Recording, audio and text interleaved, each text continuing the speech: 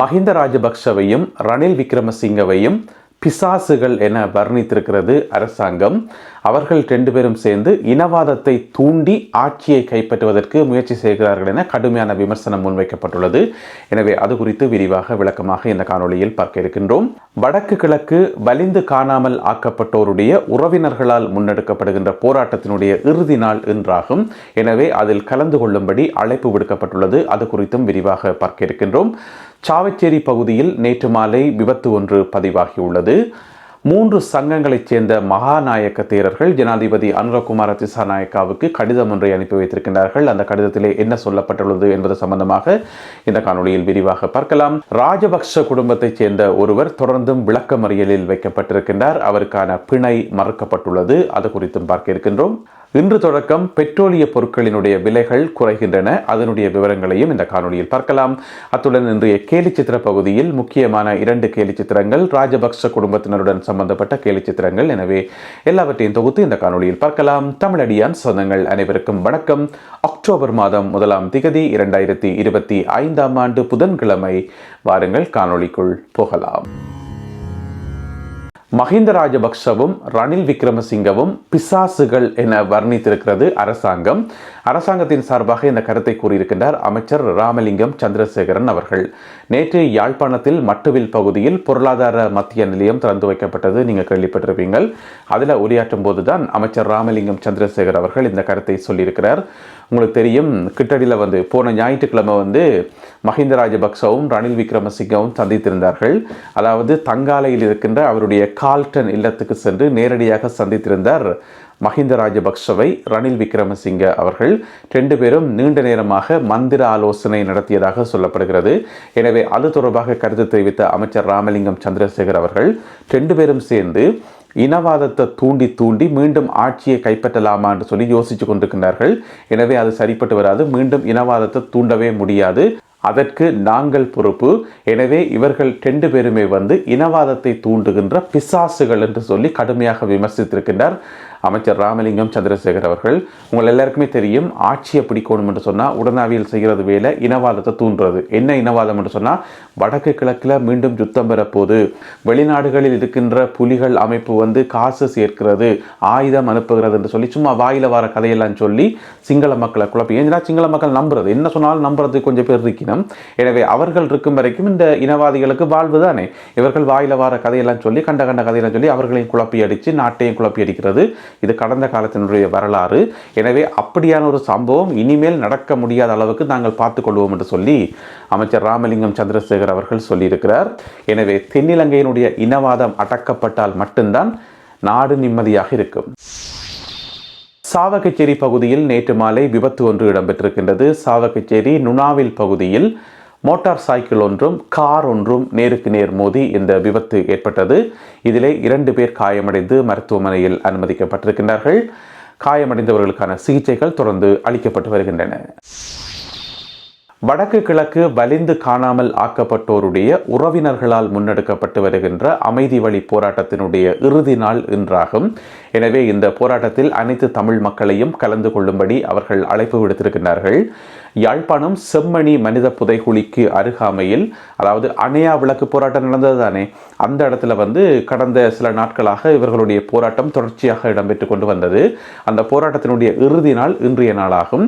எனவே இன்றைய நாள் எழுச்சியுடனும் அதிகளவு மக்கள் தொகையுடனும் இந்த போராட்டத்தை நடத்தி இந்த போராட்டத்தினுடைய முடிவில் ஐக்கிய நாடுகள் சபைக்கு ஒரு கடிதம் ஒன்றை கையளிப்பதற்கு, மகஜர் ஒன்றை கையளிப்பதற்கு தீர்மானித்திருப்பதாக சொல்லப்படுகின்றது. எனவே அனைத்து மக்களையும் இதில் கலந்து கொண்டு தமிழ் மக்களுடைய உரிமைகள் மற்றும் காணாமல் போனோருக்கான நீதி போன்றவற்றை வலியுறுத்துவதற்காக அணி திரளும்படி அவர்கள் அழைப்பு விடுத்துள்ளார்கள்.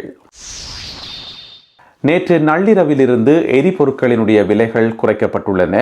உங்களுக்கு தெரியும், ஒவ்வொரு மாதமுமே இந்த எரிபொருளினுடைய விலையில் ஒரு மாற்றம் ஒன்று நடக்கும். ஒன்றில் கூடும் அல்லது குறையும், ஏதோ ஒரு மாற்றம் ஒன்று நடக்கும். விலை சீர்திருத்தம் நடைபெறும். அந்த அடிப்படையில் பார்த்தீங்கன்னு சொன்னால் நேற்று நள்ளிரவிலிருந்து இந்த அக்டோபர் மாதத்துக்கான விலை திருத்தம் அறிவிக்கப்பட்டிருக்கிறது. அந்த அடிப்படையில் பார்த்தீங்கன்னு சொன்னால் வெள்ளை டீசல் இருக்கு தானே, லங்கா வெள்ளை டீசல், அதனுடைய விலை 6 ரூபாவால் குறைக்கப்பட்டிருக்கிறது. புதிய விலை 277 ரூபா ஒரு லிட்டர்.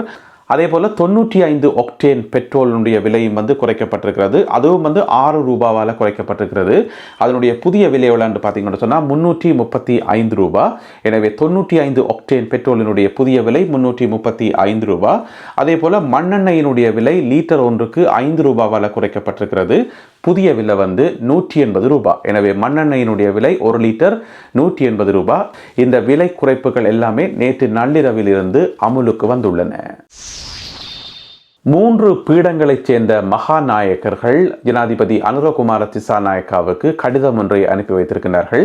அந்த கடிதத்தில் வந்து என்ன சொல்லப்பட்டிருக்குன்னு சொன்னால், நாட்டில் வந்து இப்போ இந்த தண்டனை சட்டம் இருக்குத்தானே, அதில் வந்து திருத்தங்கள் மேற்கொள்ளப்படுது. 82வது சட்டம் என்று சொல்லப்படுகிறது. அதில் வந்து திருத்தங்கள் கொண்டு வரப்படுது. என்னென்று சொன்னால், இந்த பள்ளிக்கூடத்தில் வந்து பிள்ளைகளுக்கு அடிக்கிறத வந்து குறைக்கணும் என்று சொல்லி, அது வந்து ஏற்றுக்கொள்ள முடியாது, சர்வதேச சட்டங்களுக்கு முரணானது.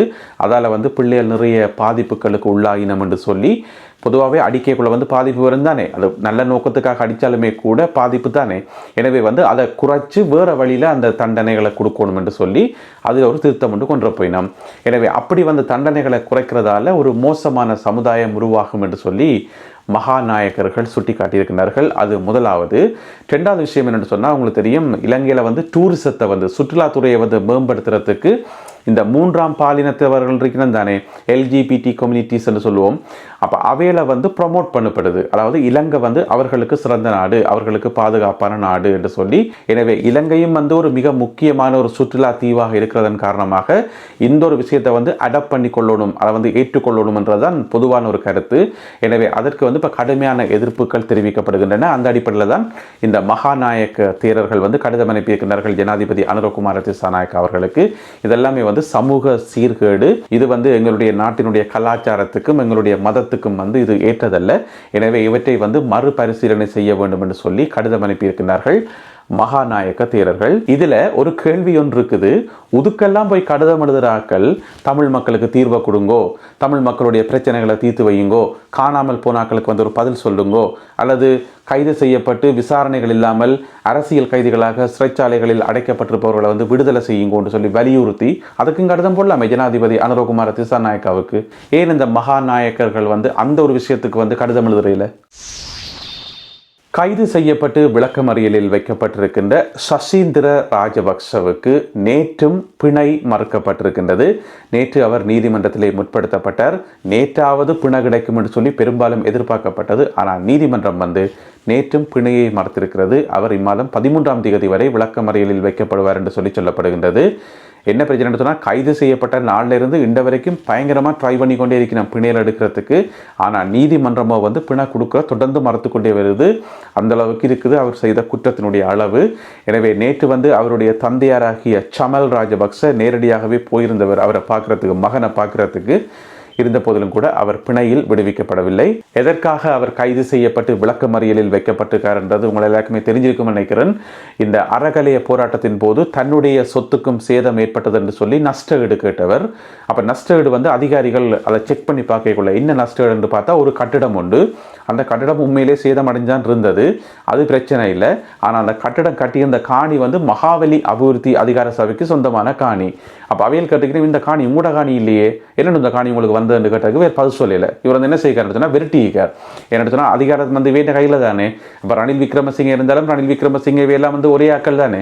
எனவே வந்து அதிகாரத்தை பயன்படுத்தி விரட்டி இருக்கார். அந்த அதிகாரிகளுக்கு விரட்டி 88,50,000 ரூபாவை நஷ்டம் எடுத்துக்கார். அதுதான் இப்போ கேஸ். அதனால் வந்து இப்போ கைது செய்யப்பட்டு பிணையே கிடைக்காமல் தொடர்ந்து விளக்கமறியலில் வைக்கப்பட்டிருக்கின்றார் முன்னாள் இராஜாங்க அமைச்சர் சசீந்திர ராஜபக்ஷ. அடுத்ததாக இன்றைய கேலி சித்திர பகுதி. இன்றைக்கு கேலி சித்திரங்கள் இல்லை, அதுக்கு பதிலாக செயற்கை நுண்ணறிவு ஆர்டிஃபிஷியல் இன்டெலிஜென்ஸை பயன்படுத்தி உருவாக்கப்பட்ட 2 படங்கள். இரண்டுமே வந்து ஒரே விதமான கருத்து தான் சொல்லுது. முதலாவது படம் பார்த்தீங்கன்னு சொன்னால், மஹிந்த ராஜபக்ச இருக்கார் தானே, அவர் வந்து சில இளைஞர்களோட சேர்ந்து ரக்பி விளையாடுறார். எனவே மஹிந்த ராஜபக்ச ரக்பி என்று சொன்னாலே எங்களுக்கு தெரியும், முன்னாள் ரக்பி வீரர் தாஜுதீன் அவர்களுடைய கொலை வழக்கோட இந்த குடும்பத்துக்கு நெருக்கமான தொடர்பு இருக்குது. நேற்று அது சம்பந்தமாக அதிர்ச்சியூட்டும் தகவல் ஒன்று வெளியாகி இருந்தது. இதுக்கு முதல் போட்ட காணொலியில் அது சம்பந்தமாக விரிவாக விளக்கமாக சொல்லியிருக்கிறேன். எனவே இது ஒரு பெரிய கேஸாக போய் முடியும் என்று சொல்லப்படுகிறது. நேற்று பின்னேரத்திலிருந்து எல்லோர் மத்தியிலும் சிட்டியான கடுமையான ஒரு கொதிப்பொன்று ஏற்பட்டிருந்தது. ஏனென்று சொன்னால் ஒரு முக்கியமான ஆதாரம் வெளியாகி இருக்கிறது. வசீம் தாஜுதீன் அவர்களுடைய கொலை வழக்குக்கும் இந்த குடும்பத்துக்கும் இருக்கக்கூடிய அந்த தொடர்பு அம்பலமாகி இருந்தது. எனவே மஹிந்த ராஜபக்ச சில இளைஞர்களோடு சேர்ந்து ரக்பி விளையாடுறார் என்று சொல்லி இந்த படம் ஒன்று உருவாக்கப்பட்டிருக்கிறது. 2வது படம் பார்த்தீங்கன்னு சொன்னால் ஒரு ராஜபக்ச குடும்பத்தை சேர்ந்த ஒரு ஆள், அவரை பார்த்தோன்னே விளங்குது, அதை வெள்ளை உடுப்பு மற்ற களத்தில் அதை சிவப்பு துண்டு ஓடுறார், தலை தெறிக்க ஓடுறார். பின்னால் பிட்டிய ஒரு ரக்பி போல் ஒன்று ஒரு பந்து ஒன்று துரத்தி கொண்டு வருது. எனவே இந்த ரக்பி கேஸ் மஹிந்த ராஜபக்ச குடும்பத்தை விடாது போலாம் கிடக்குது, இப்படித்தான் துரத்தும் போல நடக்குது என்பதை குறிப்பதற்காக செயற்கை நுண்ணறிவை கொண்டு இந்த 2 படங்களும் உருவாக்கப்பட்டிருந்தன. எனவே இந்த 2 படங்கள் மற்றும் இன்றைய காணொலியில் பகிர்ந்து கொள்ளப்பட்ட செய்திகள் தொடர்பான உங்களுடைய கருத்துக்களை மறக்காமல் கீழே எழுதுங்கள். மீண்டும் சந்திப்போம் உறவுகளே. நன்றி, வணக்கம்.